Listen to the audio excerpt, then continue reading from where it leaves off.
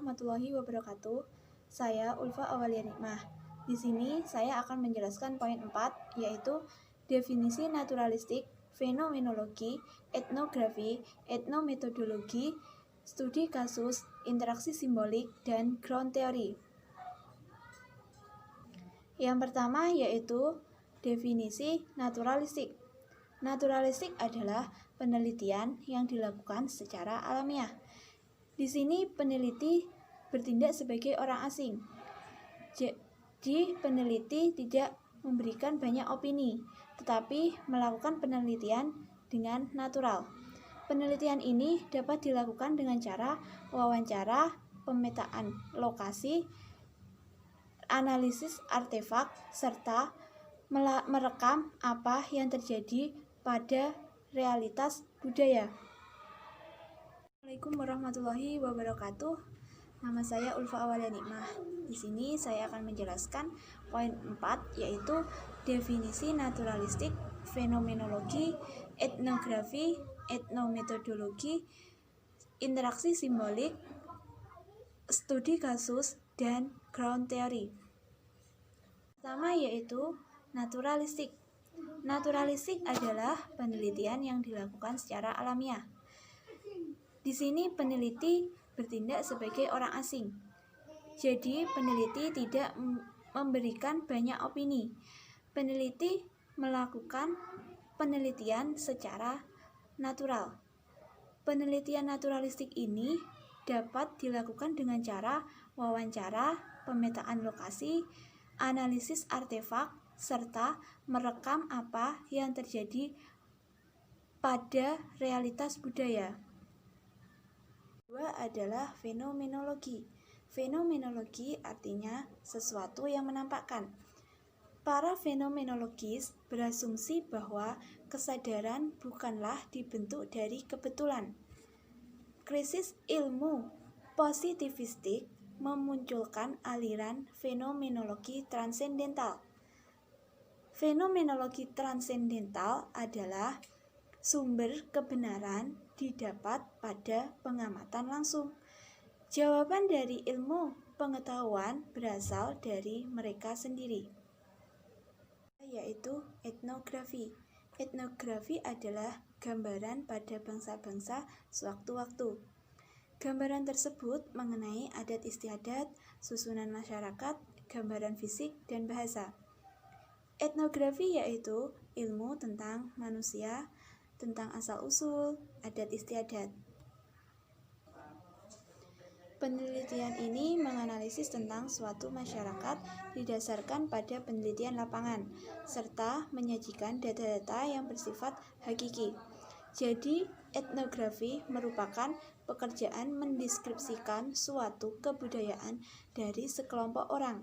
Artinya, memahami suatu pandangan hidup dari suatu pandangan penduduk asli. Etnografi mempunyai dua bentuk. Yang pertama, etnografi realis, yaitu pendekatan yang digunakan oleh antropologi budaya.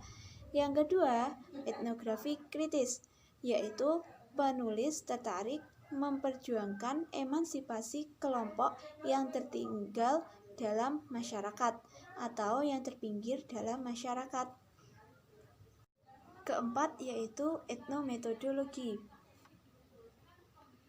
Etnometodologi merupakan metode untuk meneliti bagaimana individu menciptakan dan memahami kehidupan sehari-hari.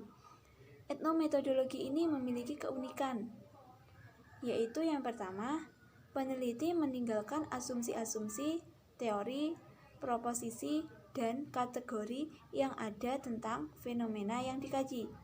Yang kedua, walaupun menggunakan percakapan sehari-hari sebagai data utama, etnometodologi menghindari wawancara. Etnometodologi tidak dapat digunakan untuk meneliti sikap dan lingkup luas. Tetapi, etnometodologi sangat tepat digunakan untuk meneliti sikap individu dalam organisasi atau institusi. Kelima yaitu interaksi simbolik.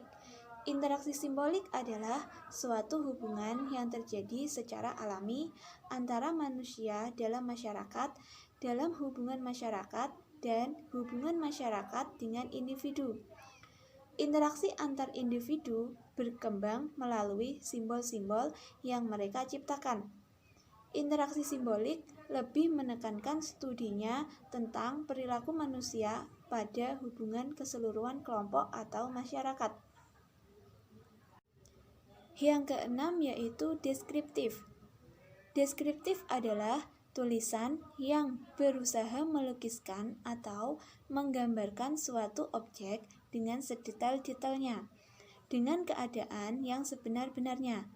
Fungsi dari deskriptif adalah menyajikan gambar lengkap mengenai setting sosial untuk eksplorasi dan klarifikasi yang terbentuk dengan cara mendeskripsikan suatu fenomena peristiwa-peristiwa yang terjadi dalam kehidupan manusia.